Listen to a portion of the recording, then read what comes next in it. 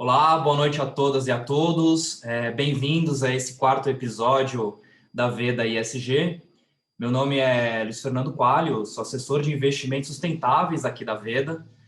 A Veda, que é a primeira assessoria ESG do Brasil. E hoje, sem mais delongas, falando sobre o tema, empresas humanizadas e impacto social.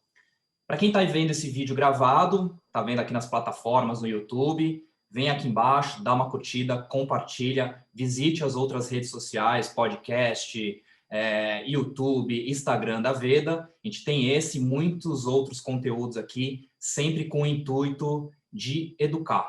Esse é o maior engajamento e a maior missão da Veda. E por falar de missão, eu trago duas pessoas aqui para falar de missão, de impacto social, para falar de inovação, para falar de empreendedorismo. E quando a gente fala dessas pessoas, são três instituições, setores diferentes, mas com um propósito. E eu encontro uma palavra, que é democratizar. Democratização da inovação, da tecnologia, da consciência, democratizar a educação e democratizar investimentos sustentáveis, investimentos conscientes. Vou apresentar esses dois, muita gente já os conhece, são dois talentos do empreendedorismo social no Brasil. E eu, começando em ordem alfabética aqui, começando pelo Pedro Paro. Ele é engenheiro de produção mecânica, mestre e doutor pela USP, é fundador e CEO da startup de impacto social, a startup Humanizadas, e coautor do livro Empreendedorismo Consciente. Boa noite, Pedro. Bem-vindo. Boa noite, Luiz. Boa noite, Poli, Grazi, pessoal que está aqui com a gente também. Boa noite. Prazer estar aqui com vocês. Não sei se eu falo um pouco da minha trajetória ou... Eu vou te perguntar, eu vou apresentar a nossa segunda convidada aqui, que também, para muitos e para a gente, já daqui da Veda, é uma parceria de sucesso. A gente vai explicar essa parceria e por que nós estamos aqui os três juntos. A Poliana Giardino. Ela é publicitária, foi MBA em Marketing pela FGV, Inovação e Empreendedorismo pela Bateson College. Ela é membro da PEA, da Unesco, é fundadora e presidente do Instituto Empreduca. Poli, como eu disse, você já é de casa, já está abrindo a geladeira, está vindo, está voltando. Bem-vinda, obrigado por mais uma vez estar presente aqui com a gente. Imagina, eu agradeço demais o convite. Estamos todos aqui muito bem acompanhados. Boa noite, Pedro. Prazer aqui estar contigo também. E Veda, super exemplo aí que a gente vai falar um pouquinho sobre impacto social e muito mais. Mas prazer enorme estar com vocês.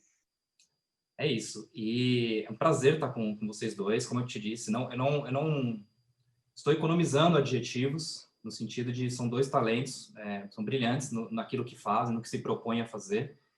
E antes de mais nada, e falar dessa parceria, Poli, eu vou começar com a primeira pergunta para você se apresentar um pouquinho para quem não te conhece. E principalmente, né, quando eu entro no teu site, eu vejo uma frase assim, queremos um futuro diferente para os jovens do Brasil.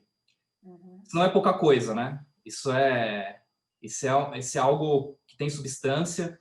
E explica para a gente quem que é a Empreduca. O quem é, eu vou colocar o quem, né? Com a pessoa, quem é a Empreduca? E por que, dentro de todas as áreas de impacto e temas, e tudo aquilo que você poderia e tem talento para fazer, você escolheu a educação. Legal, pergunta boa. Eu não estava na educação, eu não era desse universo, né? Mas, de alguma maneira, eu sempre estive conectada com a educação. Aqui em casa tem muitos educadores, né? E para começar, a gente vai vivenciando sempre um pouco do que tem aqui dentro. Mas, como você falou, né, eu sou formada em marketing e exerci essa função corporativa como gestora, gerente de marketing de algumas empresas e tal. E durante um percurso, um momento da minha vida, eu sabia que eu queria empreender e fui me preparando para isso. Lá em 2015, eu virei essa chave, fui empreender e comecei justamente quando eu fui aprender sobre empreendedorismo, eu me perguntei, caramba, por que eu estou aprendendo isso com essa idade, nesse contexto? E assim, cá entre nós, investindo uma grana para aquilo. Eu falei, tá errado isso aqui. O acesso a essa informação tinha que estar disponível, né? E aí, quando Pedro está ali junto, porque sei bem ali do livro dele, da posição dele a respeito, e a gente vai trocar muito sobre isso, mas quando eu voltei, a primeira coisa que eu fiz foi criar um programa de empreendedorismo para escolas e universidades. E aí eu misturei um pouco daquilo que eu vivi em sala de aula e que eu já acreditava que, puxa, está na hora da gente criar um mix diferente em formatos de aprendizagem, em métodos de aprendizagem, né? Nunca, né, desmerecendo as aulas expositivas, que elas são tremendamente fundamentais, mas é um mix mais interessante e mais interativo, onde o professor é mais um facilitador, porque hoje a gente sabe que o conhecimento e o conteúdo está na rede, né? Então, como é que a gente faz essa aplicação prática e o aluno ser um construtor ativo de tudo aquilo? Então, eu me propus a estudar e a focar e me desenvolver nisso. E, ao longo do tempo, fui dar aula de empreendedorismo numa ONG e eu conheci 3 meninas, a Rit, a Dani e a Tamires, que falaram assim, puxa, olha, a gente tem um desejo enorme de ingressar numa universidade. E quando elas me contaram, por exemplo, que estavam na 3ª série do médio, nunca tinham tido aula de química, e 2 delas, uma ia prestar farmácia e a outra biomedicina, eu falei, puxa, esse desafio aqui tá grande, pera, vamos pensar juntos. E naquele momento, o que eu achei, né, que eu poderia fazer era basicamente pagar um cursinho pré-vestibular para elas e trabalhar enquanto mentora durante aquele período, ajudando na escolha de carreira, né? A gente sabe muito bem que é um momento tão difícil, com 17 anos, 18 anos, escolher uma carreira, o peso que se colocava, hoje em dia ainda tem, mas é um pouco menor, mas a gente acreditava muito que aquela escolha era para a vida e que tinha um peso muito grande na época. De fato, tinha, em 2015. E acompanhei essas meninas para as inseguranças que são naturais dessa fase e para mantê-las distantes das coisas que não eram tão agradáveis e que estavam de muito fácil acesso ao redor delas ali na comunidade. E durante esse período, uma delas precisou trabalhar em tempo integral, e ela trabalhava meio período, e ela continuou estudando de casa. Para nossa super alegria, as 3 passaram na faculdade, e uma delas na federal. E aí a gente continuou com esse contato constante, todas empregadas, bem nas suas áreas, bem empregadas e tal, com desejo ainda de empreender, e eu tenho trabalhado isso com elas, porque, né, nós nos conhecemos lá atrás, foi num curso de empreendedorismo. E aí, o que aconteceu? Durante esse percurso, eu vinha tendo o meu negócio normal. Nesse período, me associei a Carol, que é uma profissional incrível.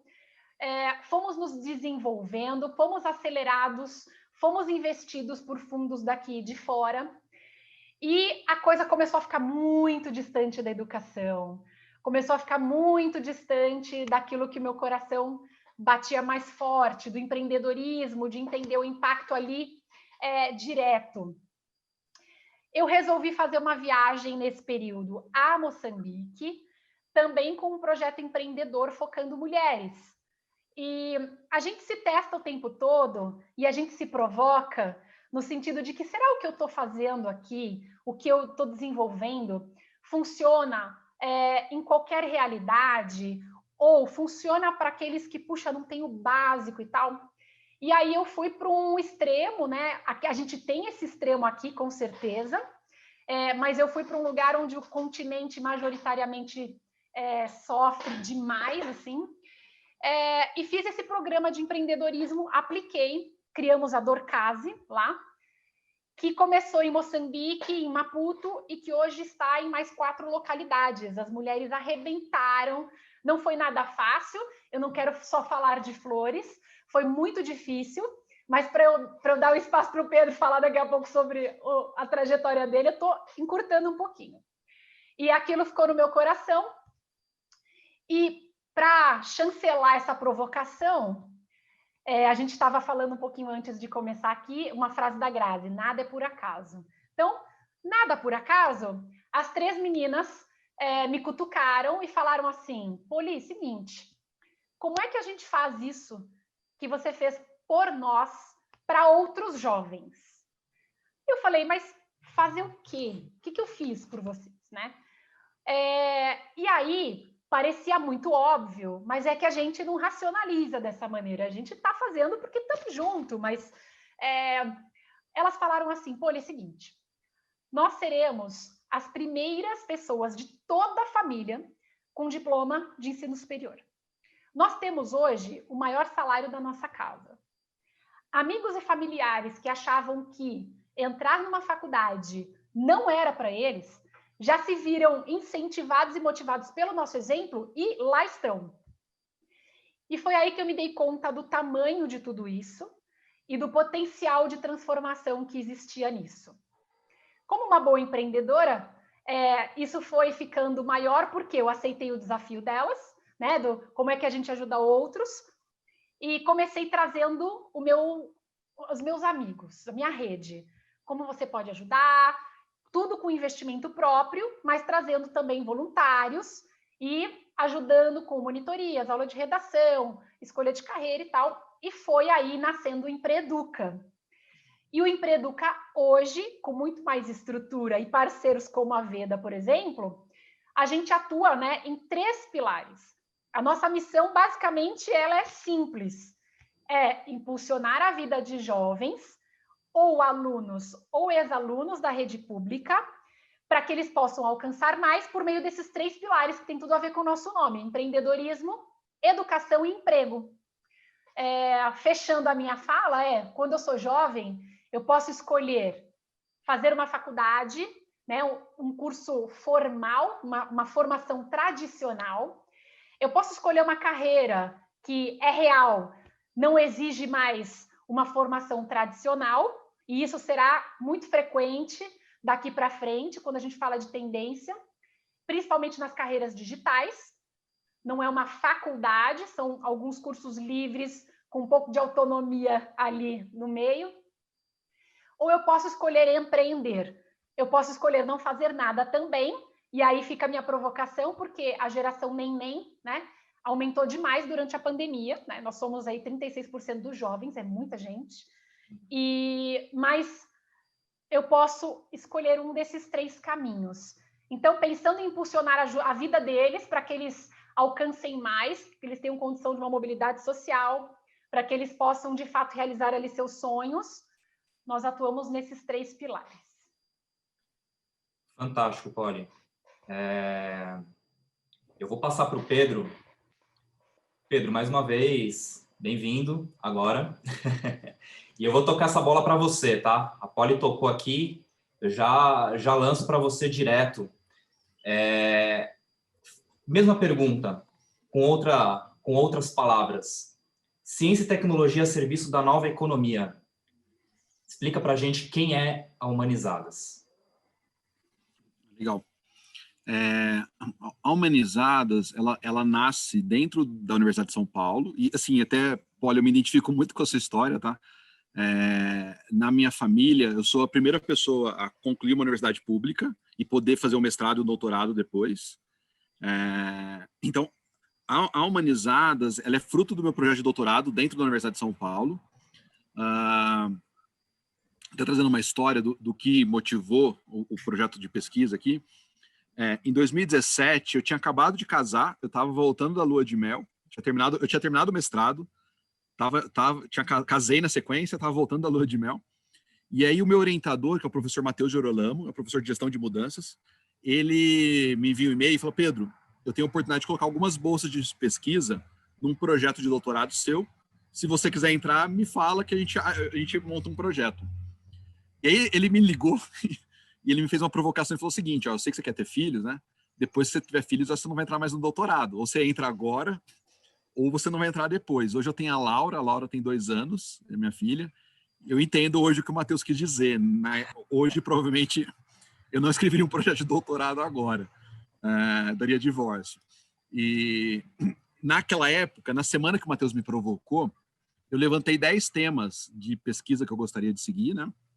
E a minha carreira, sem entrar muito, eu tenho uma carreira de consultor, de transformação cultural, foco em organizações, na transformação das organizações, apoiando liderança na transformação das organizações, e uma carreira de pesquisa. Eu sempre mantive um pé nas organizações e um pé no mundo acadêmico.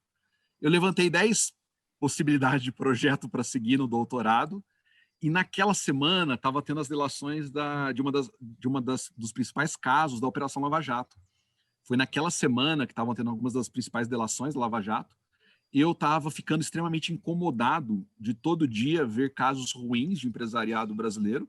A sensação que ficava é que, por uma empresa ser bem-sucedida no Brasil, ela tem que corromper ou ser corrompida por alguém, como se não tivesse uma outra forma de fazer negócio, uma forma mais ética, mais humana, mais consciente aqui no Brasil. Eu parei de assistir noticiários naquela época, tá? Porque todo dia eram noticiários ruins.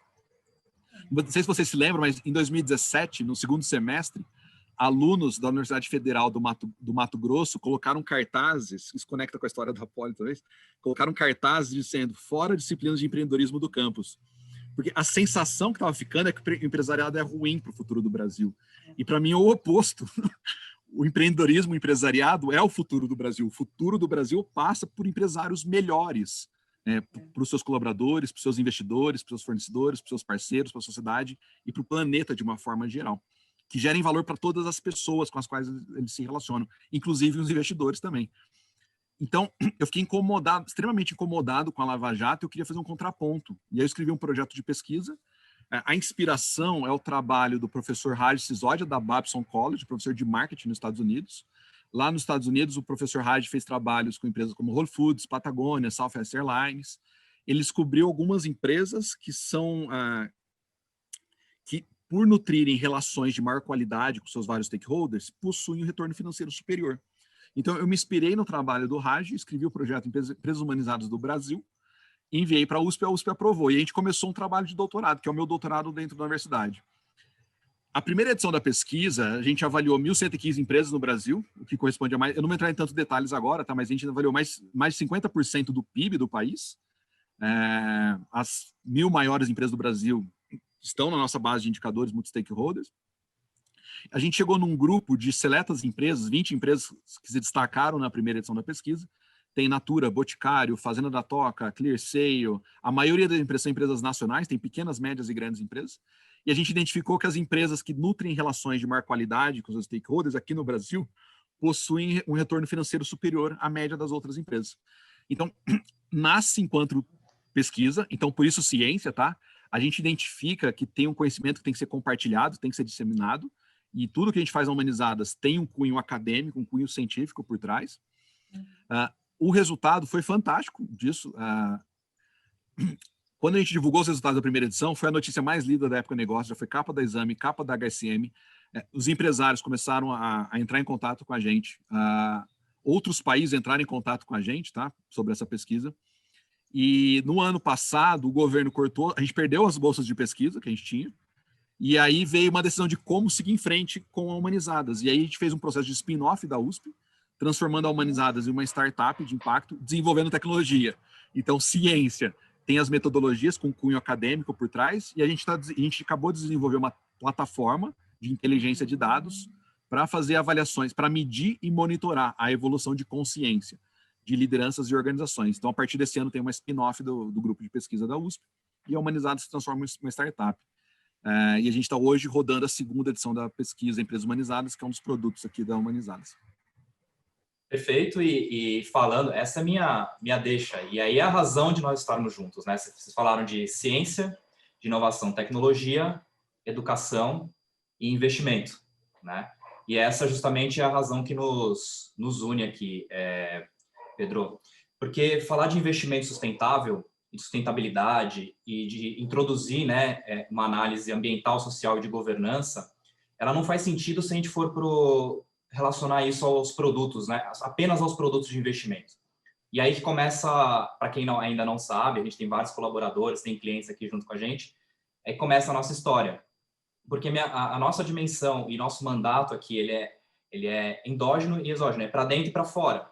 é democratizar os investimentos sustentáveis no Brasil, e ao passo que aqui dentro falar, olha, a gente vai vender investimentos sustentáveis, mas aqui dentro a gente não mexe nada. Não, pelo contrário. Então a gente tem que está passando por um processo cultural, muito num processo de transacional, né? Mas o primeiro momento, principalmente a Grazi, ela trouxe isso, a gente trouxe conversando isso com uma conversa com os sócios, no sentido de, poxa, a gente precisa fazer antes de qualquer tipo de ação, né, afobada ou apressada, a gente tirar um raio-x da companhia, da empresa, e a gente já tem um DNA, tem muitas coisas que nos levam à sustentabilidade, que nos levam à conscientização, né, a esse DNA educacional, já nos leva nesse caminho. Mas vamos tirar esse raio-x. Foi aí, então, que conhecemos o trabalho da Humanizadas, concretizamos essa pesquisa agora ao longo do mês, todo mês de novembro, né? É uma pesquisa qualitativa com todos os stakeholders da Veda, e isso inclui uma amostra enorme de clientes, sócios, parceiros, familiares, os próprios líderes, os colaboradores.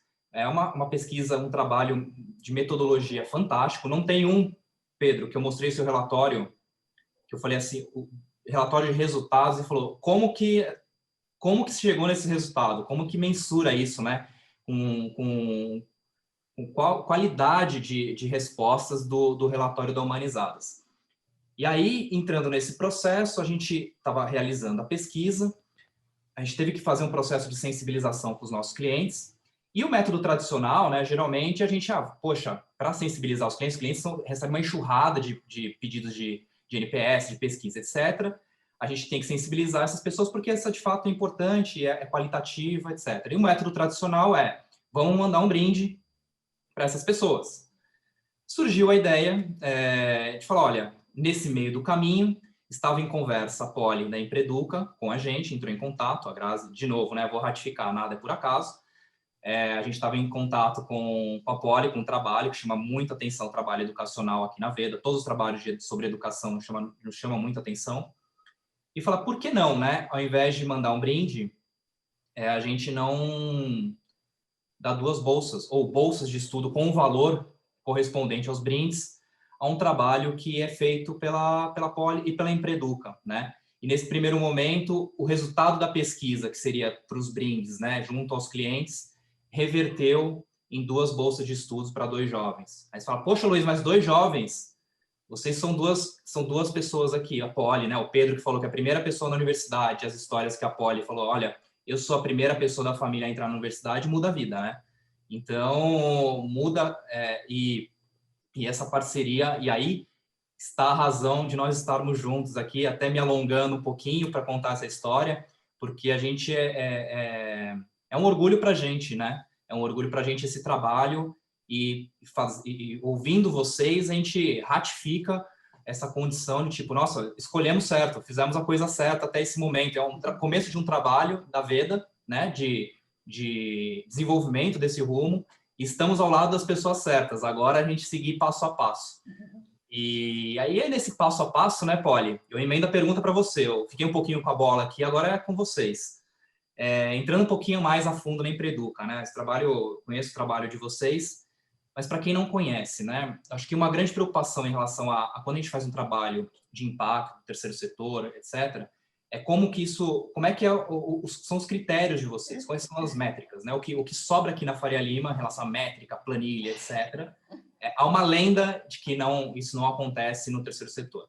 Vamos tirar essa lenda, vamos limpar tudo, explica para a gente como é que a gente, no ponto de vista institucional, né? Como é que você escolhe, no ponto de vista prático, no seu dia a dia, você escolhe esses jovens e trabalha com eles na sua rotina e nesse preparo para a entrada na universidade? Legal. Acho que se o Pedro, que é um dos fundadores da ACE, que é a maior aceleradora da América Latina, tivesse aqui ouvindo, ele ia falar, você está falando de métricas com a Poliana, ele pedia para eu pôr menos métricas nas apresentações, nos checkpoints para os fundos e para lá, porque a gente era tão aficionado por isso na época que eu fiquei famosa exatamente por esse ponto. Então foi engraçado porque educação, a gente tem que tomar um pouquinho de cuidado. Por quê? Eu sempre falo um pouco sobre... A gente já vai falar de métricas exclusivamente, mas quando a gente fala da educação e do processo de educação, ele é um processo, né? Como eu falei, ele não acontece do dia para a noite. E aí, quais são as métricas que são de fato importantes? Porque o Pedro estava certo, né, lá atrás, quando falou, para de medir o que não é importante, peraí, né, não vamos medir tudo. Então, quais são, de fato, as métricas que importam para a gente e como é que a gente acompanha esse desenvolvimento? E até quando a gente vem com um mindset, uma mentalidade muito de startup, né, o Pedro agora que virou a chavinha lá também, né, da spin-off, fala-se muito de escala nesse universo, né? Escala, escala, escala. E o limite da escala na educação, ele tem que ter bastante cuidado, porque o limite é até quando ele compromete a qualidade da educação. Então, eu sempre lembro isso.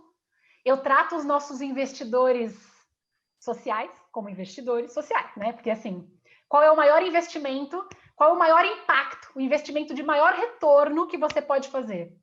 Olha o que a gente falou sobre investimento na vida de alguém. Olha o tamanho do impacto. Então, eu não tenho dúvida, né? Se eu fosse colocar as minhas ações todas ali no investimento, seria nesse, no investimento social, porque ele transforma. E ele não transforma só o presente, ele transforma o futuro, ele perdura. Então, eu trato todo mundo ali como investidor mesmo, né? Então, quando eu falo de investimento, o meu retorno, basicamente, as métricas fins são: entrou ou não entrou na faculdade, empreende ou não empreende, está empregado ou não está empregado, né? Métricas fins para os 3 pilares. Mas as métricas meio são muito importantes para a gente, porque nós trabalhamos sempre 2 esferas, o engajamento e o desempenho. E necessariamente nesta ordem. Sem engajamento não tem desempenho.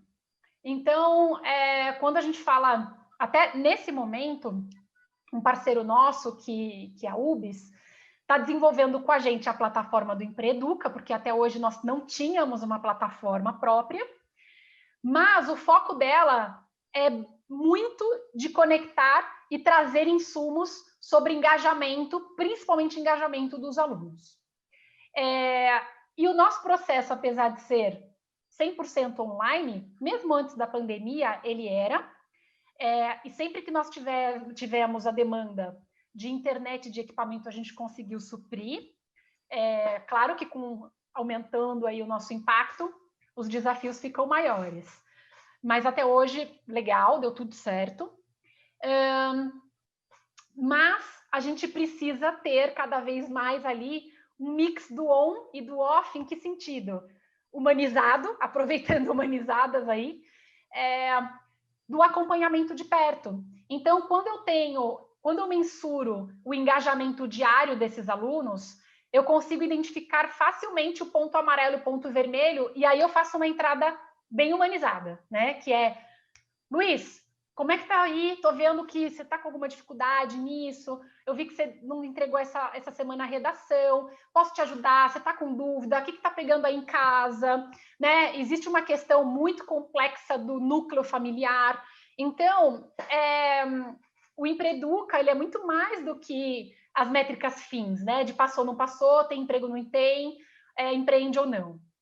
Então, nós mensuramos bastante o engajamento e fazemos ações o tempo inteiro em cima do engajamento, porque com o engajamento vem o desempenho. Nós temos alunos, por exemplo, que começaram lá zerando redação e a gente já preparava o coração, né? Eu falava sempre, pessoal, não fiquem assustados se vocês zerarem a primeira redação. Isso é muito natural, né? O Enem e os vestibulares pedem uma técnica específica, não quer dizer que você não saiba escrever, quer dizer que você ainda não praticou esta técnica específica. E tudo bem. E no meio desse caminho, esses jovens hoje estão tirando mais de 700, alguns mais de 800, numa régua até 1000, né? Então, no meio desse caminho, teve muito engajamento, muito das nossas ações ali com eles, monitorando, entendendo pontos amarelos e vermelhos, e trabalhando e puxando, para chegar nas métricas de desempenho. E falando um pouco sobre você me falou um pouco sobre seleção, né? Esse é um assunto lá aqui no Empreduca que a gente sempre volta. Por quê? A gente tomou a decisão de não fazer processo seletivo, né, inicialmente. A gente falou, gente, o tempo todo eles estão passando por seleções e seleções, nós vamos abrir o coração aqui, tá bom. Aí foi a primeira aprendizado. Interessados, muitos. Mas é um investimento de tempo e de recursos financeiros nossos e de recursos humanos também. Somos uma instituição enxuta. Cada recurso aqui é muito otimizado.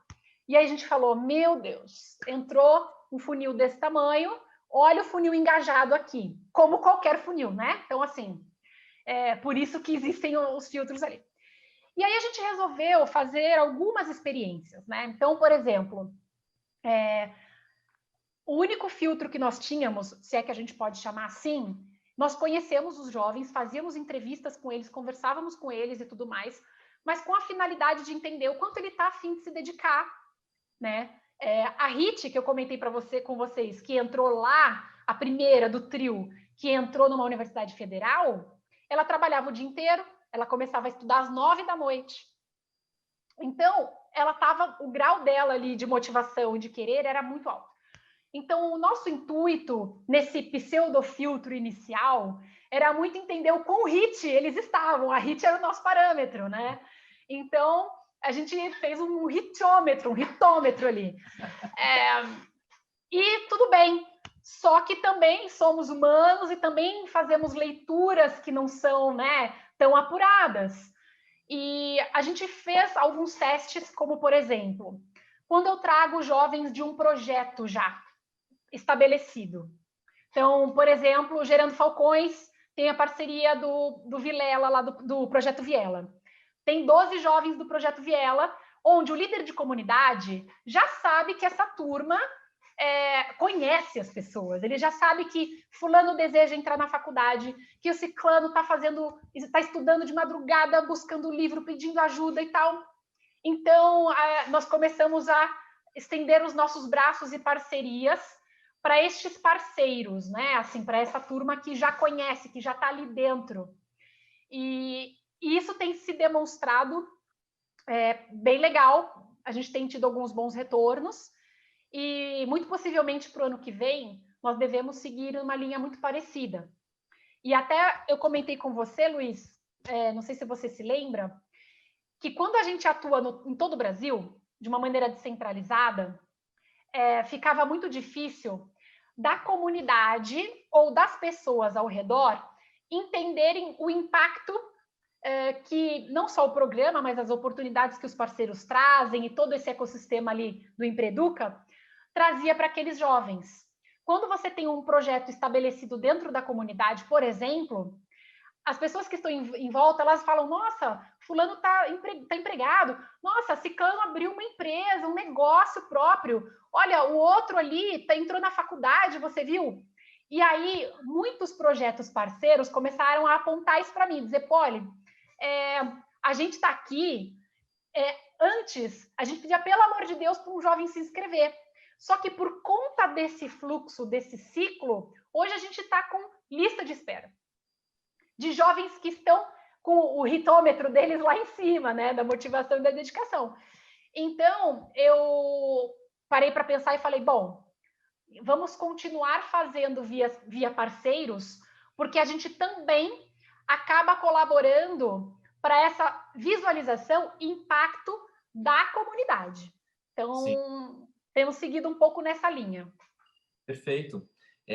Quase como um processo de seleção humanizado, né? Que foge a um padrão, é uma meritocracia humanizada, né? Que você tenta, e é por uma tentativa e erro, né, Polly? Isso é o mais educativo, né? Tentativa, erro, dependendo do ecossistema, se utilizando do conhecimento que a própria comunidade já acumulou, né? Com o histórico que eles têm acumulado ali, e você trazer isso para muito próximo, né? E falando de humanização, Pedro, eu vou pegar aqui seu livro. Tá aqui, ó. Eu li seu livro, Pedro. Aqui, ó. Não é só retórica, materializado. E você fala aqui, ó, no seu livro ele tem aqui como melhorar o mundo e ganhar dinheiro, coisa fácil, né? De impacto social, vocês tratam de assuntos bem tranquilos. Eu vi no seu livro, eu não sei se a gente consegue, quantas lives a gente vai conseguir fazer com esses 4 tópicos, né? Mas propósito maior, orientação para stakeholder, cultura e liderança consciente. Você consegue expressar isso na própria pesquisa ouvindo a Polly, né? A Polly tem esse lado retórico prático, né? Como é que ela fez tentativa e erro, assim, a gente consegue ver isso muito na Empreeduca. Falando da sua pesquisa da metodologia, né? Como é que é esse abordado no método Humanizadas? E no sentido de, a gente tem uma função aqui de lucratividade. Em relação à cultura, principalmente, né, essa cultura para stakeholder, que esse termo agora está se disseminando com o ISG, inclusive. Como é que é abordado o método da Humanizadas e tratando isso de forma prática, Pedro? Como é que você coloca, do seu ponto de vista acadêmico, né, teórico, como é que você traduz isso para quando o empresário chega e está falando, Pedro, lindo o seu relatório, agora, como é que eu coloco esse processo todo aqui no meu negócio? Como é que eu pratico isso? Legal. Eu gosto de dizer que no instrumento da Humanizadas, a gente basicamente está medindo 2 coisas assim, principais. Tá? Primeira, a qualidade das relações que uma organização nutre com seus vários stakeholders, investidores, fornecedores, parceiros, clientes, colaboradores, lideranças, todas as pessoas que se relacionam com uma empresa. Não importa se é uma pequena empresa, se é uma indústria de cosméticos multinacional, se é uma fazenda ou se é um hospital, todas as empresas são formadas de pessoas. São pessoas que se relacionam com pessoas que geram valor para outras pessoas todos os dias. Então, a gente mede a qualidade das relações, nessa perspectiva multi-stakeholder de uma empresa, e a gente mede o nível de consciência ou o nível de maturidade da gestão. Então, basicamente, a gente tem esses 2 grandes indicadores, tá? A qualidade das relações e o grau de consciência da gestão. A partir do ano que vem, a gente vai traduzir esses grandes indicadores em ratings de consciência. A gente estudou isso no Poor's e Amures, para ver como é feito o cálculo dos ratings de crédito de países e organizações, e aqui a gente está trazendo ratings de consciência. Tá?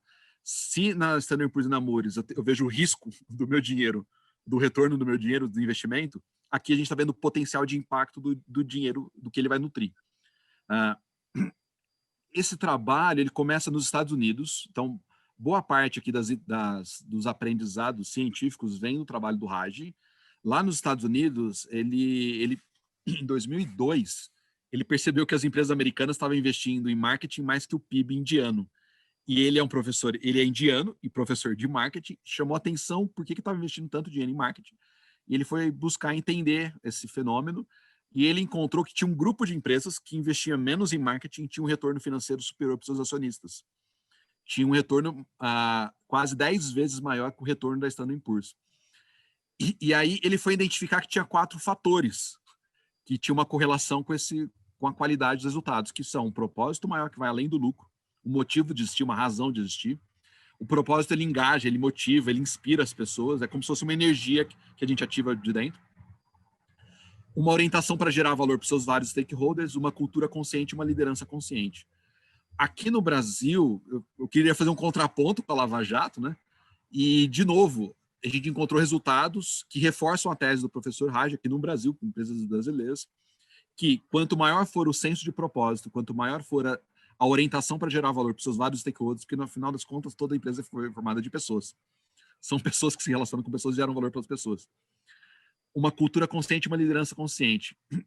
Quanto maior for a avaliação nesses 4 princípios, maior aqui não é causa e efeito, tá? É correlação. Maior a correlação com a satisfação das pessoas com uma determinada marca, mais as pessoas vão admirar, vão amar aquela marca, e inclusive maior a resiliência daquela marca, tá? No momento de crise, os colaboradores vão defender aquela empresa, a liderança vai defender aquela empresa, os clientes vão querer continuar comprando aquela empresa porque faz sentido, porque confiam naquela empresa.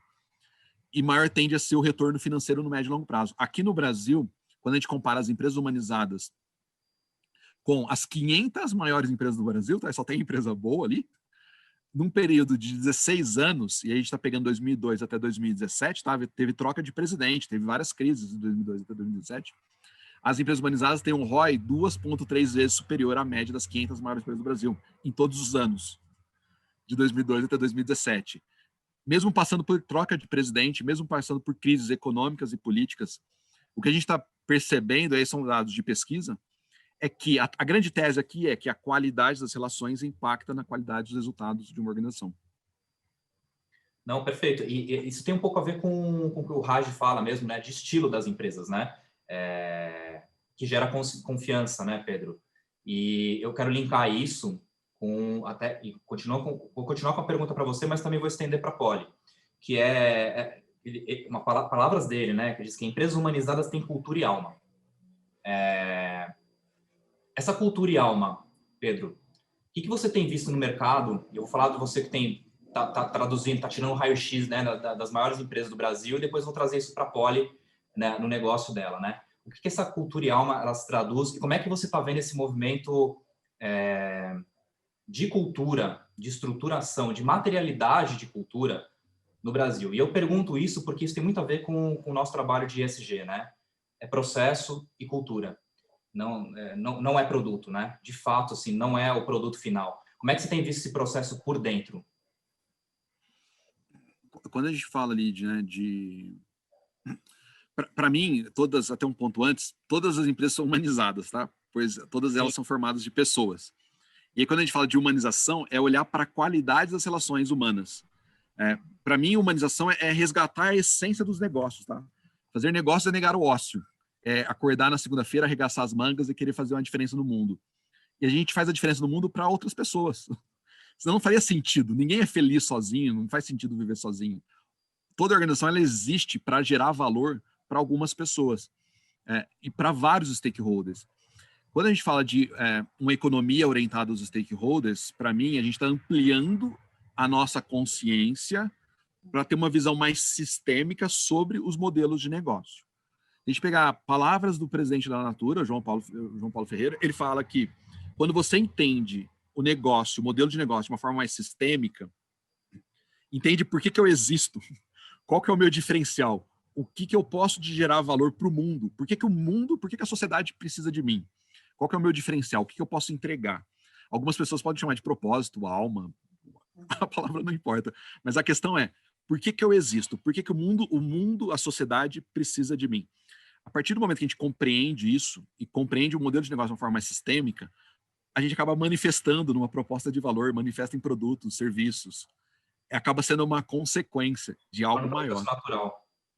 Se as empresas não têm essa visão mais ampla, elas perdem oportunidade, principalmente no mundo em constante mudança. Um mundo em que os millennials estão trazendo novos hábitos de trabalho, a gente tem novos hábitos de consumo, novos hábitos de investimento. Se a empresa fica muito fechada no paradigma daquilo que ela já conhece, que ela já faz, ela acaba perdendo várias oportunidades. Então, eu vejo uma tendência da gente ter cada vez mais trabalhos orientados para o propósito, para depois repensar a estratégia. Vou dar um exemplo aqui. A Gerdau acabou de fazer um trabalho para repensar o seu propósito e transformar isso numa estratégia, uma nova estratégia de negócio, uma forma de atuação. Então, a partir do propósito, é como se a gente tivesse insights, visões mais amplas, mais sistêmicas, sobre por que a gente existe e por que a gente pode gerar valor para as outras pessoas. Entender isso é como se a gente mudasse a chavinha da liderança, dos gestores, para olhar para o que está acontecendo ao seu redor de uma forma diferente. E quando a gente nutre relações de maior qualidade, para mim é meio óbvio até, tá? Exemplo, se a gente não cuidar dos colaboradores e das lideranças, primeiro, se a gente não cuidar das lideranças, as lideranças não vão conseguir cuidar dos colaboradores. Se as lideranças não cuidarem dos colaboradores, como a gente espera que os colaboradores vão cuidar dos nossos clientes? Os colaboradores não vão atender os clientes melhores do que a gente atende eles próprios internamente, né? Porque, no fundo, são relações humanas. E aí, para mim, se a gente está falando de uma economia orientada aos stakeholders, porque internacionalmente tem uma série de exemplos. A gente pode falar do Larry Fink, da BlackRock, o World Economic Forum. Em janeiro vai ter o 51º World Economic Forum. A pauta é uma economia orientada aos stakeholders. Se se no mundo a gente está falando de uma economia orientada aos stakeholders, a gente precisa ter estratégias orientadas aos stakeholders, senão isso não vai ser viável, não vai ser possível. Sem dúvida. E eu linko com você, Poli, que você é um profissional de comunicação, né? A primeira palavra que eu ouvi de um professor que é sustentabilista, que ele falou assim, a raiz e a alma da tua função vai ser a comunicação. Ele falou do que é um propósito de alma, e isso no teu negócio sobra, né? Quando você está na educação, no impacto e interação humana, essa paixão a gente vê nos seus olhos. Mas eu acho que assim, não todos são flores, e há um desafio de comunicação para expressar essa alma com sabedoria, né? Porque afinal você está lidando com investidores. E na outra ponta também você tem outros colaboradores e que tem uma série de interações que nem sempre são positivas, né? Porque afinal você está numa organização humana, né? Como o Pedro falou. A gente abre a mesma questão aqui, viu, Pedro? Porque a gente é obrigado, entre aspas, né? Hoje a conjuntura nos obriga a dizer o seguinte, fazendo um parênteses, tá, Paulo? Nós somos o assessor ISG. A nossa ideia é democratizar esse processo para que a gente seja, na próxima live que a gente fizer, falar, eu sou assessor de investimentos.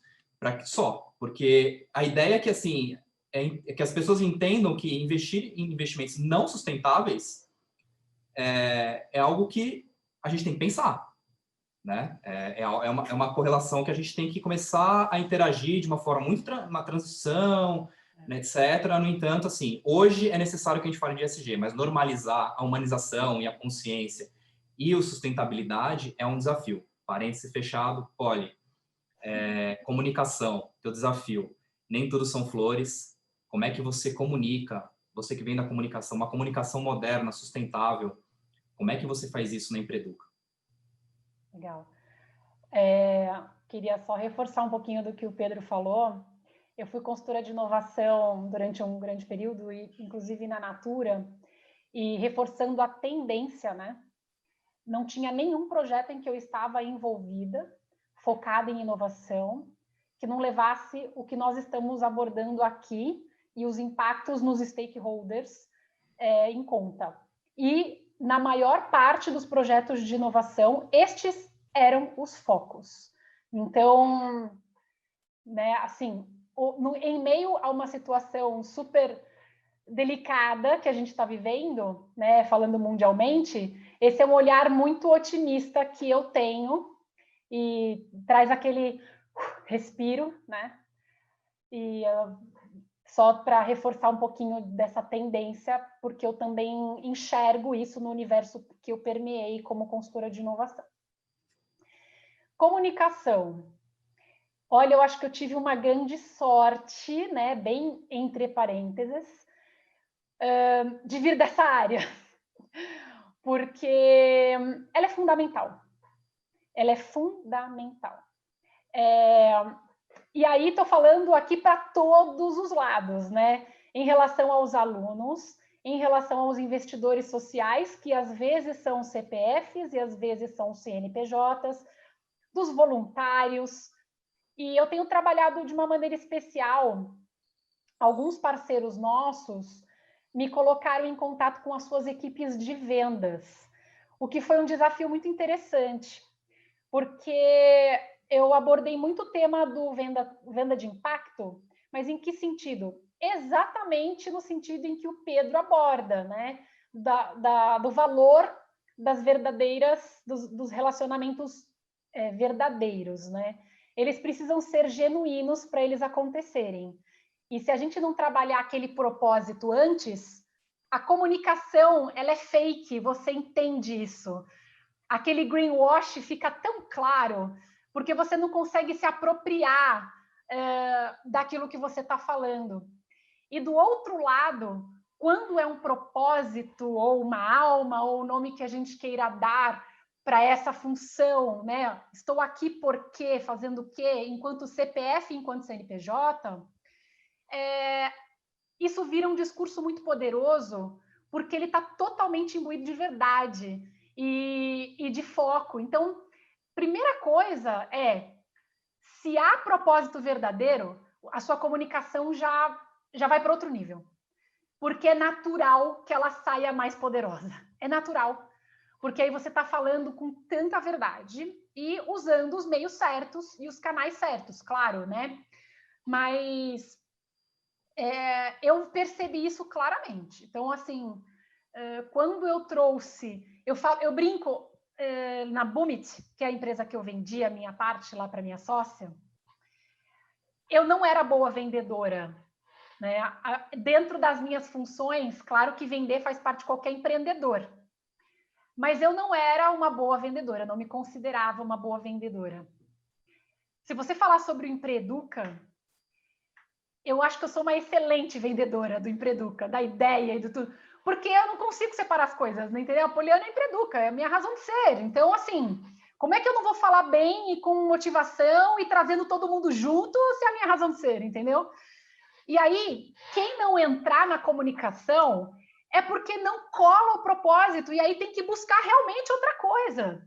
E isso tem a ver com as empresas também, que é, quando o propósito da empresa não cola no teu, é lógico, né? Vamos, pirâmide de Maslow, necessidades básicas. Se você tem o luxo de poder escolher, né, e de fazer essa escolha de lugar, vamos entender se não tem uma oportunidade numa empresa que tenha maior conexão com o seu propósito, porque aí as coisas começam a não colar mesmo, né? E tudo bem, porque as pessoas têm os seus locais, os seus perfis para onde quiserem. Então, eu acho que não tem um segredo se não for esse que não é um segredo, ele é muito óbvio, né? Se eu estou falando de algo que eu acredito, que é o meu propósito, eu trago quem está junto, eu trago quem está na vibe, eu trago, né? Eu brinco que é muito mais fácil a gente se conectar. E aí tudo fica muito mais fácil de transformar, de desenvolver, de transformar em ação, né? Sim. Então, esse é um dos pontos, eu acho. Sim, e a verdade é uma potência, né, Polly? Essa verdade transmitida, ela é a potência em si, né? E dentro disso, Pedro, dessa potência, eu vejo no seu livro uma certa preocupação com relação a isso. Ali meio raspando uma certa preocupação, que é a compreensão de que o sistema que a gente vive, né, e o capitalismo, você utiliza desse termo, da compreensão de que o sistema ele é uma construção coletiva. O mercado, ele não são corporações apenas, envolve toda a sociedade, né? E aí eu vou engatar com uma pergunta, inclusive, que o Rogério aqui, obrigado, viu, Rogério, pela pergunta, porque ela estava voltada só para os empresários, né? Eu ia te perguntar em relação ao mercado brasileiro, em relação a essa potência de agir com verdade. E é a grande desconfiança do cliente, tá? Quando a gente fala, a pesquisa que a XP saiu agora, em relação ao ESG, a grande questão do cliente, do investidor brasileiro será que o investimento sustentável é insustentável de fato? Isso tem uma raiz de desconfiança, não na sustentabilidade. Ele tem uma raiz de desconfiança no mercado brasileiro, nas interações tácitas, né, do mercado brasileiro. E isso Pedro, você deve estar vendo de longe. Como é que é essa potência de agir? Como é que você está vendo isso no empresariado brasileiro, principalmente aqueles que são protagonistas, né? Você falou que tratou com 50% do PIB brasileiro. Engatando com a pergunta, como é que a gente, dentro disso, você acha que vem desse protagonismo, a mobilização para a sociedade e esse empurrar do poder público para esse estágio de desenvolvimento do mercado brasileiro, ou é ao contrário? Ou você acha que, de repente, o poder público tem uma potência, uma rede de atuação que traz todo o mercado, que traz as pessoas um plano estratégico, e aí sim a gente faz essa interação com essa potência? Como é que você acha que o funcionamento ideal, assim, dentro do plano do mercado brasileiro, dentro do processo civilizatório de desenvolvimento do mercado brasileiro? Cara, que pergunta essa. Tá tranquilo responder em 10 minutos aqui. Resolva o problema do Brasil. Estamos gravando. Tá bom. Vamos resolver agora o problema do Brasil. Eu acho que tem um sistema complexo aqui, então tem vários temas. Talvez deixa eu até separar aqui os temas para a gente conversar aqui dentro, que pode ter alguns temas que podem parecer, num primeiro momento, contraditórios, mas não necessariamente são contraditórios. Então, antes de tentar responder, eu vou trazer a minha contribuição mais sincera, honesta e verdadeira possível, tá? Antes de entrar na resposta, acho importante trazer o meu viés, tá? Que eu acho que a gente reduz o viés quando a gente declara o nosso viés. Então, o viés do meu lugar de fala, eu acredito e deposito uma confiança e uma expectativa nos empresários, nas organizações, sabendo que não tem como dissociar o sistema público desse sistema. Mas eu acredito e tenho maior confiança nas empresas, primeiro do que no governo. Embora eu reconheça que a gente não pode deixar o governo fora dessa conversa, tá? Então, eu tenho mais esperanças nas organizações, na transformação dela, porque eu vejo que é necessário para elas. Para mim, é uma questão de sobrevivência dos negócios, tá? Trazer alguns exemplos aqui. A gente está vendo cada vez mais os millennials no mercado de trabalho. Tem vários estudos mostrando que vem com valores, com um propósito e significado diferente. Até 2030, os millennials vão ser mais 60% do mercado de trabalho no mundo. Ou seja, daqui 10 anos é outra economia completamente diferente. São outros hábitos de investimento, são outros hábitos de trabalho. Nesse momento, tem várias empresas que, quando falam da geração mimimi, eu gosto de responder assim, olha, tem mimimi em todas as gerações. Todas as gerações tinham as pessoas mimimis e tinham as pessoas empreendendo seus negócios. O que está acontecendo hoje é que algumas empresas muito tradicionais, que não têm um propósito, que fala algo, não tem o walk the talk, tá? Fala algo e não faz no dia a dia, elas afastam os melhores talentos e vão os mimimis se candidatar nesses processos seletivos. E então, o que acontece? Essas empresas estão perdendo competitividade desde já. Elas não estão retendo os melhores talentos. Os melhores talentos estão abrindo startups ou estão indo trabalhar em empresas de impacto. Então, para mim é uma questão de competitividade do negócio. É necessário, tá, que as empresas estejam orientadas a gerar valor para os seus stakeholders, para o seu propósito. Algumas vão... Quando a gente olha a trajetória, eu gosto de fazer um olhar aqui de pesquisa, né? Quando a gente olha a trajetória dos negócios nos últimos 50, 60 anos, tem empresas que estão liderando os mercados, e não necessariamente vão liderar os mercados ao longo de décadas. Vai ter uma dança dos negócios, tem uma seleção natural dos negócios. Algumas empresas vão morrer, algumas vão deixar de existir. Neste momento, se a empresa não tiver um propósito, se a sociedade não precisa dela, por que ela tem que existir? Quando a gente compra produtos, quando a gente seleciona investimentos, é como se a gente estivesse votando naquela empresa para nutrir o fortalecimento daquele negócio.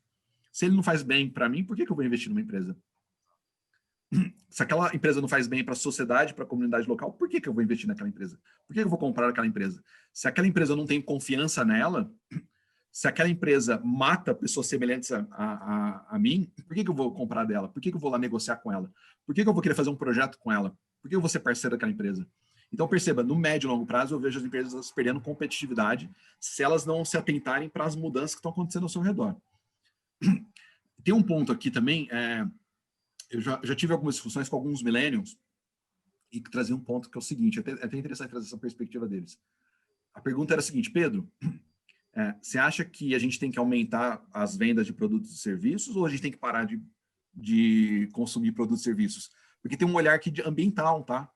Hoje, nesse momento, a gente está consumindo 1,7 planetas Terra.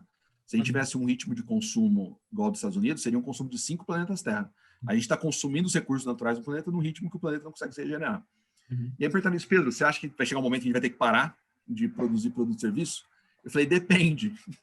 Para mim, depende do tipo de produto e serviço que a gente está tendo. Então, vou trazer um exemplo. Vou pegar a Natura, tá? Linha Ecos da Natura. Natura tem um ambiente, assim, só trazer um exemplo da Natura. O ambiente de trabalho é fantástico, né? Você entra na Natura, parece que você está entrando numa floresta, porque tem um equilíbrio entre o trabalho e o meio ambiente já desde o primeiro momento. A hora que você olha para as pessoas, você vê a diversidade das pessoas. Desde a portaria da Natura, você está vendo a diversidade ali no ambiente de trabalho. E quando você sobe o escalão, você vai ver também diversidade. Então, tem um ambiente de trabalho preparado para os colaboradores, fantástico. Tem retorno para os investidores, fantásticos. Linha Ecos da Natura, a primeira linha de produtos brasileira com uma certificação EBT, que atesta o biocomércio ético em toda a cadeia produtiva. Então, a lógica é o seguinte, quanto mais vende linha Ecos, maior o retorno para os investidores, mais a Natura gera um ambiente de satisfação para os seus colaboradores, mais a Natura cuida dos seus parceiros, ela se posiciona como uma consultora dos seus parceiros, tá? Tem um programa chamado Clicar, que a Natura ajuda a desenvolver a sua cadeia de fornecedores. mais a Natura gera renda nas comunidades da Amazônia, mais a gente refloresta a própria floresta amazônica. Então, quanto mais vende-se a linha Ecos, maior o valor gerado para todos os stakeholders. Quando eu contei isso para minha esposa, agora é linha Ecos, né? Tipo, quero fazer o bem, eu quero cuidar de mim e eu quero poder fazer o bem, entendeu? Então, se a gente tiver cada vez mais produtos e serviços orientados a gerar valor para os vários stakeholders, cada vez mais a gente vai querer ver um consumo consciente, porque vai estar fazendo bem. Agora, se não estiver fazendo bem, a gente não vai querer ver, a gente vai precisar reduzir. E não é porque eu gosto, é porque o planeta vai fazer essas demandas. Não aguenta. É um debate, né, Pedro, em relação às desigualdades no mundo que está ligado à sustentabilidade, né? Só trazendo o último ponto, sem estender muito, eu acho que o governo tem que estar envolvido, não pode dissociar, tá? Embora eu não acredite tanto, mas não pode desconectar. Um exemplo que eu vejo muito interessante é nos Estados Unidos, o conceito de Benefit Corporation, as corporações que geram benefício. Então, as empresas nos Estados Unidos que geram benefícios, que são atestadas, elas têm benefícios fiscais nos Estados Unidos. Por que não a gente não pode fazer a mesma coisa aqui no Brasil? Empresas que fazem o bem, a gente vai dar benefícios fiscais para elas. Isso a gente tem estudado também, quais os incentivos do Estado em relação às empresas, né?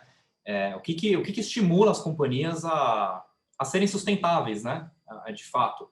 E você falou de liderança e falou de diversidade, né? Eu quero incluir a Polly nesse assunto. Eu acho que ela vai ter já teve, né, na Natura, né, Polly? E de repente tem uma opinião até mais sofisticada no sentido de, olha, trazer essa diversidade, inclusão, raça e renda no Brasil é importantíssima, essa interseccionalidade. A gente não é a mesma estrutura americana de sociedade, ligado à liderança. Como é que você lida, Polly, com essas assimetrias? É lógico que, né, que eu acho que a minha impressão, tá, de fora, de que no terceiro setor isso é um processo muito mais natural, tá, de se fazer, mas exige uma intencionalidade, né? Eu acredito que a liderança que não tiver focada nisso, ela vai deixar passar em algumas dimensões, vai deixar passar alguns detalhes que são importantes nesse debate. Como é que você vê liderança e no teu negócio, no terceiro setor, e você já está ligado a um processo de educação que é fundamental para nivelar, né, essas assimetrias. Então, a pergunta é, a diversidade e inclusão no teu negócio, no negócio de impacto, né? Como é que você está vendo esse movimento? Legal. O Empreduca, enquanto instituição, ele ainda é muito enxuto, né? Mas desde do nosso primeiro passo, não só a diversidade, mas a governança, ela foi muito presente, né? Que tá ligado, tá conectado, né? Um tema ao outro. Ela foi muito presente, assim, na nossa concepção, as primeiras pessoas, aos voluntários, né? A Thalita está aqui com a gente, ela faz parte do Empreduca e pode dizer que é muito sério isso ali dentro. E a liberdade que a gente dá para a diversidade se posicionar. Por quê?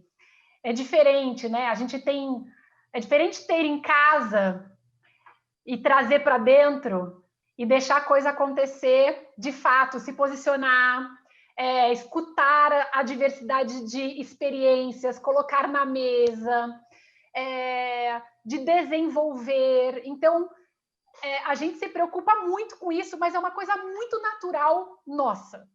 E eu vivenciei isso muito. Obviamente, eu não sou millennial, mas eu sou Y, eu engano bem. Eu sou ali de 83, mas eu carrego um DNA muito, muito forte. Assim, eu me considero mais dessa geração do que da outra. Porque está muito presente nas minhas atitudes, no meu pensamento, e eu vejo isso até na minha filha, que já tem 14 anos, fará 15. Então, falo para vocês, não só pareço. Mas é muito natural nosso. E às vezes, falando um pouco ali das corporações, né, eu ainda vejo a inclusão, a diversidade ali presente em alguns lugares, mas que não não tem o lugar de fala, não tem a verdadeira contribuição interna. E quando a gente fala de uma desigualdade econômica ali, né? E aí vou pedir uma ajuda para o Pedro aproveitar esse momento maravilhoso. Eu achei incrível estar aqui em contato, porque a gente tem até gravado agora, Pedro, pedindo uma ajuda sua. Por quê? Isso aí, Pedro. Eu não consigo monitorar hoje, não existe uma pesquisa que me traga onde estão os jovens egressos da rede pública de ensino nas organizações. Eles estão ou não estão? E se estão, onde estão? Quais cargos ou funções eles desempenham? Porque é um indicador nosso. Claro que a gente está aqui no nosso embrião, mas eu continuo, depois de empregado, jovem, aqueles que decidiram pelo caminho de serem funcionários, monitorando e desenvolvendo. E aquele jovem eu tenho uma visão, mas eu não tenho essa visão hoje, porque não tem pesquisa nessa área. E aí eu não sei, Pedro, se casa com a metodologia e os objetivos do Humanizadas 21, mas seria maravilhoso se a gente pudesse, inclusive, colocar, entender, né, quem foi formado ali na rede pública, onde é que estão. Né? Tem um aqui, viu, Polly? Tem um aqui. Esse eu sei, eu sei, um monte de orgulho. Já começa por mim. E, ó, a turma normalmente que se identifica como Luiz, quando eu vou numa empresa contar sobre o Empreduca, 2 ou 3 levantam a mão e são esses que levam até o fim a causa, que transformam aquilo num potencial de atitude, de ação e que contagia o restante, né? Porque eles sabem exatamente, né, do que a gente está falando e do impacto que tem quando há uma oportunidade que ou uma empresa ou uma pessoa, né, estendeu ali, trouxe junto e tal.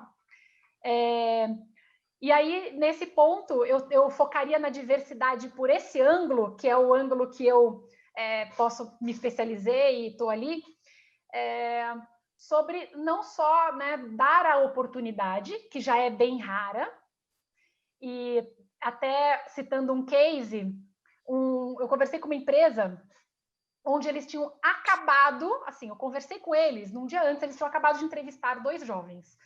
Um jovem que ele aprendeu a falar inglês porque ele trabalhava numa distribuidora ali, de um importador da China, e aí ele precisava se comunicar com a galera no galpão e foi se virando e fala com chinesada e tal, foi aprendendo inglês. Colocou lá, botou um Duolingo da vida e foi que foi.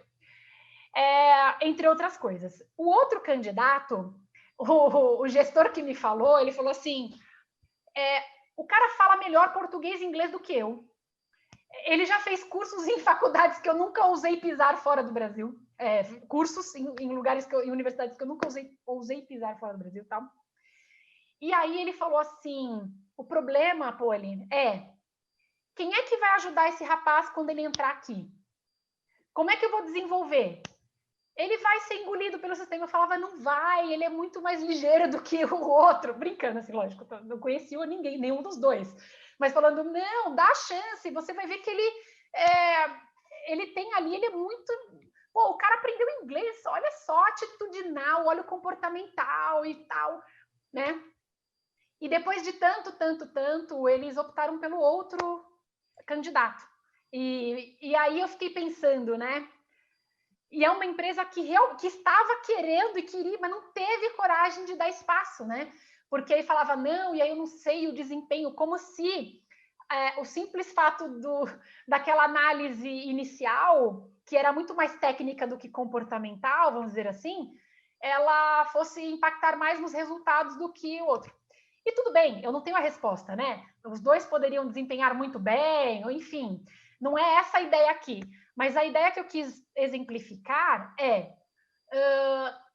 dar espaço é o passo 1, a oportunidade. O desenvolver e dar a mão quando está dentro é o passo 2. Se o 2 não acontecer, eles vão viver com um teto muito baixo de desenvolvimento dentro de uma organização ou de outra, e eles não chegarão a cargos de liderança e de tomadas de decisão e não representarão as suas vozes ali, não haverá representatividade do local de onde veio, que são aquelas pessoas que me olham quando eu vou contar do Empreduca e falam, eu sei o que você está falando, eu sou o Luiz, eu sei, eu vim daí, estamos juntos, vamos embora. E ele tem o poder de decisão de falar, o Empreduca vai entrar aqui, porque eu vivi isso, eu sei o que é isso e tal. Então, é muito diferente. Então, esse é o meu alerta, é assim, vamos, oportunidade, mas vamos seguir desenvolvendo, né? Quando você fala... Não, você foi pedagógica em explicar o que é o preconceito e o racismo estrutural. É isso.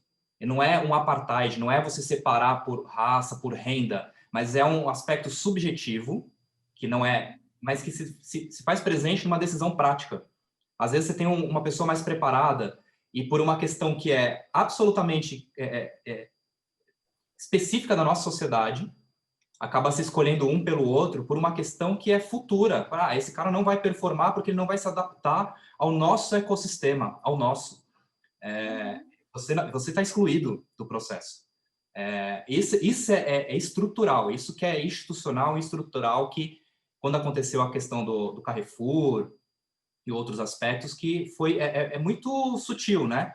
Mas existe, né? Inclusive em startups aí, agora estão tentando voltar, mas assim, algo perfeito, Polly. Eu vou ter que encerrar a conversa pelo avançado da hora, Pedro. Eu vou fazer uma última pergunta para você, no sentido, pergunta também simples, tá? Eu vou colocar Pedro Paro para candidato em 2022.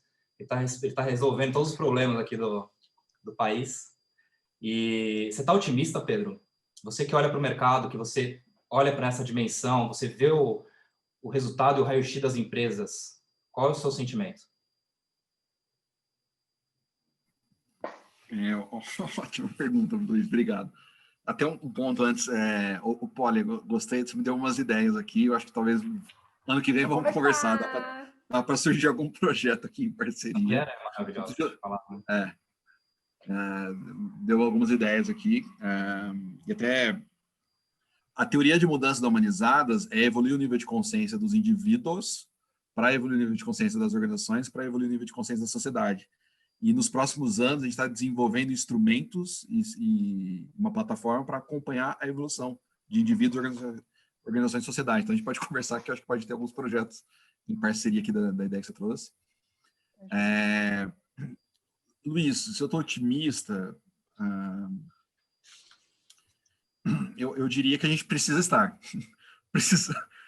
Devemos, eu diria que devemos. Senão eu não estaria fazendo o que eu estou fazendo, que é buscar investimento para uma startup de impacto, para ele evoluir o nível de consciência das organizações, da sociedade, que eu gosto de dizer que é o ODS 0, tá? É evoluir o nível de consciência para poder impactar nos outros ODSs. Então, se eu não tivesse esperançoso, eu não estaria fazendo o que eu estou fazendo, não estaria aqui. Eu diria que a gente precisa, o mundo precisa que a gente traga esperança. Eu diria, do ponto de vista como pesquisador, né, mais acadêmico, tem sinais mostrando uma evolução. Talvez ela não está no ritmo que a gente necessita e que precisa ser, tá? Provavelmente não está, né, no ritmo que precisaria ser de mudança, mas a gente está caminhando. Então, a pauta ESG, acho que é um avanço, embora tenha empresas ainda que estão ainda só no talk, não está com o walk ainda, mas está tendo talk, pelo menos, estamos falando sobre. Tem empresas já com uma musculatura mais robusta no ESG, sim. Os conselhos estão conversando sobre, os investidores estão conversando sobre, os casos que acontecem, sejam eles bons ou ruins, eles viralizam nos grupos de WhatsApp de conselheiros e investidores das organizações. Então, está em pauta. Eu diria que a questão de uma economia orientada aos stakeholders vai ser discutida em janeiro, no World Economic Forum, que já foi discutida este ano. Então, já atingiu o mainstream, já é pauta, já está sendo conversada. Está no ritmo que deveria? Não está ainda. Por isso que eu estou fazendo o que a gente está fazendo. Por isso que a gente tem a pesquisa de empresas humanizadas, para que cada vez mais empresas participem. A gente quer tentar acelerar ao máximo esse ritmo de evolução de consciência, de liderança de organizações, porque a gente precisa. Né? Não, perfeito, perfeito. Eu vou ter que encerrar pelo avançado da hora. E eu quero encerrar, Poli, Pedro, falando, a gente começou com democratizar e eu quero terminar falando de coragem, tá? A gente vive, vocês conhecem muito melhor do que eu, a gente vive numa sociedade que não é fácil, ela é desigual, ela é assimétrica, enfim, tem várias questões, e vocês, como são jovens, talentosos, poderiam estar fazendo qualquer coisa. Poderiam estar numa empresa, tratando da própria vida, cuidando da filhinha, né, Pedro? A Poli cuidando da filha, jogar bola, vai, não sei o quê, e assim, e vocês estão aqui, gerando impacto e construindo algo para próximas gerações, e isso vai ficar como uma lição de legado, né? Eu quero parabenizar pelo trabalho de vocês, brilhante, isso se expressa na fala, e isso se vê como verdade, né? Como propósito, como algo real. Mais uma vez, assim, é muito bom que aqui na Veda a gente consiga atrair e trazer para falar com a gente, para nos ensinar esse nível, né, de talentos, de empreendedores que se preocupam com o lugar onde vivem, né, e saber que nós não estamos sós, estamos juntos num propósito. Para finalizar, Poli, Pedro, eu pedi para vocês deixar como a gente é um processo educacional, né, aqui na Veda, na Empreduca, na Humanizadas, recomendar qualquer livro, tá? Pode ser qualquer um, livre escolha, liberdade poética para vocês. Tem um monte de gente que vai ouvir, vai nos ouvir futuramente. Recomendo um livro para 1 ou 2, 3, Poli, quantos vocês quiser, o que você quiser. Legal. Ó, vou recomendar um que pouco usual, assim, poucas pessoas conhecem. Ele chama Uma Vida com Propósitos, mas ele tem a ver um pouco com o que eu acredito, com as minhas crenças também. E isso foi muito motivador para mim e me deu muito da coragem que é necessária para a gente abrir mão de algumas coisas em prol de outras. E apesar, né, do Pedro e de mim, de nós termos escolhido viver de impacto, né, também, isso não é um privilégio nosso, e assim, são ações muito simples que fazem a diferença, é a frequência, é o dia a dia, então acho que todo mundo pode e deve pensar, né, como é que eu posso impactar alguém hoje, às vezes dando uma oportunidade como a que eu falei, às vezes é muito mais simples do que a gente parece, a gente falou de coisas grandes aqui, mas o impacto, ele acontece com o nosso vizinho, ele acontece dentro da nossa casa o tempo todo. E aí, é aí que as verdadeiras relações e tudo que é verdadeiro começa a ser construído e a gente se encontra. Então, do Rick Warren, Uma Vida com Propósitos. E como eu sou uma pessoa poli mesmo, eu poli no nome, mas eu tenho essa tentação de ser poli nas ações, eu recomendo o livro Essencialismo. Porque eu tenho que sempre voltar nele, porque é uma tendência minha de querer fazer muitas coisas. E vamos concentrar energia e maximizar o impacto com foco. E aí eu sugeriria este, porque eu acabei voltando nele depois de tanto tempo, volto, para eu sossegar o meu lado poli, sabe? Acho que esses. Ótimo. Pedro? O essencialismo é ótimo, me ajudou também, eu li esse ano, me ajudou a focar e falar não para algumas coisas que eu não estava falando. Posso citar mais de um, mais de dois, de repente? Fica à vontade. Tá, eu vejo que tem uma literatura do capitalismo consciente que eu acho fantástica para ler. E tem alguns livros aqui que eu acho que eu posso citar. No site do Instituto Capitalismo Consciente Brasil tem alguns livros lá. O meu, que o Luiz citou, acho que é o Empreendedorismo Consciente. É um livro introdutório, não é um livro... Isso. Não é um livro técnico. Eu escrevi junto com o Rodrigo Caetano, que é um jornalista da Exame. Não é um livro técnico, é um livro eu indico ele porque para mim é um livro introdutório, porque ele traz storytelling de casos reais de empreendedorismo brasileiro. Sim. Mostrando que, olha, o que a gente está falando acontece, e acontece aqui no Brasil. A gente não está falando muito sobre isso. Então é um livro para mim introdutório. Tem outros livros que resgatam a história do capitalismo consciente nos Estados Unidos. Tem um livro de capa amarela chamado Capitalismo Consciente, que foi escrito pelo John Mackey, que é CEO do Whole Foods, junto com o Raish Zodia. E tem um outro livro de capa vermelha chamado Empresas Humanizadas, que é um livro do Raj Sisodia, que conta a história da pesquisa no início dela nos Estados Unidos. Então, tem uma literatura aqui do Capitalismo Consciente que eu acho interessante para quem quiser aprofundar. O Luiz está bem, ele está com a biblioteca, está legal, está interessante. Essa aqui. Tem outros dois que eu fiquei com vontade de citar aqui, não sei porquê, tá? Mas eu me vi à vontade de citar. Um é do Clayton Christensen, ele faleceu esse ano, é o cara de inovação. O livro chama Como Você Vai Avaliar a Sua Vida? Nos Estados Unidos, How You Measure Your Life. Ele fala o seguinte, acho um livro fantástico, ele fala o seguinte: a gente está acostumado a criar os indicadores para medir o sucesso das organizações, só que a gente não cria os indicadores para medir o sucesso da nossa vida, da nossa carreira. Então, ele vai provocar a gente a repensar o que é o sucesso da nossa trajetória, da nossa carreira. Coisa que a gente vai parar para pensar só quando a gente tiver velhinhos. E ele fala para a gente tentar fazer isso o quanto antes. Então, é como você vai medir, como você avalia a sua vida, se não me engano, é a tradução aqui no Brasil. E tem um outro livro chamado A Fonte, foi um dos melhores livros que eu já li, que é do Joseph Jaworski, é um consultor americano famoso, e ele ajudou o Otto Scharmer, que é um professor do MIT, a criar a teoria U. O livro chama A Fonte. No livro A Fonte, é o Joseph Jaworski, Otto Scharmer e Peter Senge, tá? O Joseph Jaworski conta as histórias de entrevistas que os três fizeram com os líderes mais inovadores nos Estados Unidos. E para entender qual que era o diferencial desses caras, entendeu? E eles chegaram que tem uma fonte, que é uma energia que vem de dentro. A gente pode falar de alma, de propósito, mas tem um sentido, um quê a mais que motiva, que inspira.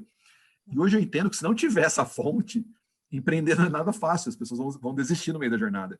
É super difícil empreender no Brasil, no momento de pandemia, no momento que a gente está passando. Então, se não tiver uma energia que vem de dentro, que motiva, que traz resiliência para a gente seguir nessa jornada, provavelmente a gente não vai ser bem sucedido. Então, o último livro seria A Fonte. É um dos melhores livros que eu já li na minha vida. Tá? Sensacional. É isso. Pedi para a Grazi e para o Henrique colocar as indicações aqui nos detalhes, na descrição desse vídeo. Mais uma vez, Poli, Pedro, que honra recebê-los aqui. De novo, que conteúdo, que fantástico ter o privilégio de conversar um pouquinho sobre a experiência de vocês.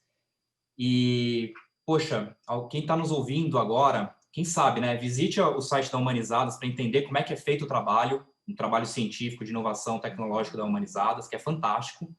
E, principalmente, e aí uma coisa prática, você pode colocar no final do ano, visite o site da Empreduca, empreduca.com, Poli.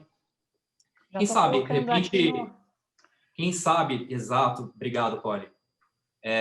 Um presente de Natal para um jovem entrar na universidade no ano que vem, realizar um propósito, com o seu dinheiro e com o seu capital, isso que a gente incentiva nossos investidores, ele tem a capacidade, a reorientação de investimento também traz justiça social e traz transformação. Poli, Pedro, muitíssimo obrigado pela presença. Eu agradeço demais, foi muito bom. Pedro, obrigada pela aula. Luiz, Grazi e equipe pelo convite. E a todos ali, convido mais uma vez, conheçam o Empreduca, faça parte como voluntário. E já fica o convite para o Pedro, para a gente pensar aí em 2021 em mapear essa turma. Gente, obrigado, foi um prazer estar nessa conversa. Papo super... Adorei as histórias da Poli, vou compartilhar em Empreduca com outras pessoas aqui, tá? Minha esposa é professora, inclusive, vou compartilhar com ela desde já. Muito obrigado, Luiz, Grazi, pelo convite, prazer ter esse papo, aprendi muito com vocês aqui, obrigado. Tá? E obrigado a todos que ficaram com a gente até essa hora, e teremos mais conteúdo. Visite nosso site, visite nossas páginas, nas plataformas, LinkedIn, Instagram, e continuamos nessa jornada de democratização, educação, consciência e de investimentos. Muito obrigado a todos e a todas, e até mais. Grande abraço. Tchau, tchau.